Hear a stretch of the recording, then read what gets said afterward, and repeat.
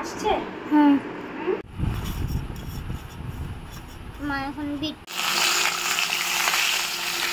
বন্ধুরা আমি ক্রিকেট খেলছি, এটা হলো বল, এটা হলো ব্যাট। রাধে বন্ধুরা, কেমন আছো তোমরা সবাই? আশা করি অনেক ভালো আছো। তো আজকে বাড়িতে মাছ হয়েছে, মানে মাছটা ভাজা হচ্ছে, রান্না হবে আলু দিয়ে, টমেটো পেঁয়াজ টিয়াজ দিয়ে ঝোল করব।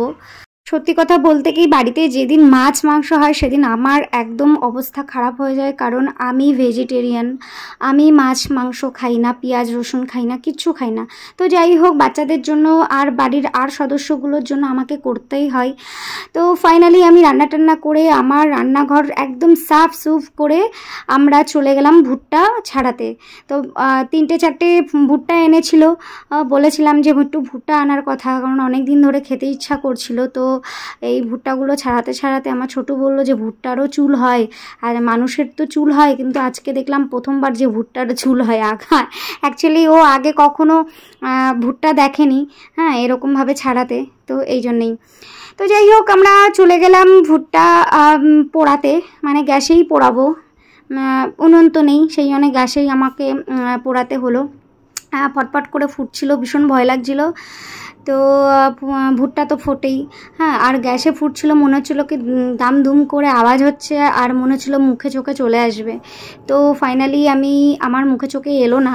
হ্যাঁ, তো ভুট্টাটা রেডি হয়ে গেল, পুরো একটু কালো কালো হয়ে গেছে। তারপরে আমি নুন দিয়ে, বিট নুন ছিল ঘরে, নুন দিয়ে ভালো করে ভুট্টাটাকে মাখালাম। হ্যাঁ, মাখিয়ে তারপরে আমি যেই নিজে খেতে যাব, হ্যাঁ, সে আমাকে খেতে দিল না, আমার ছোটু এত বদমাশ। তো ও প্রথমে আগে খেলো, খাওয়া দাওয়া করে তারপরে আমাকে বললো কি, মা তুমি একটু টেস্ট করে দেখো কেমন লাগে।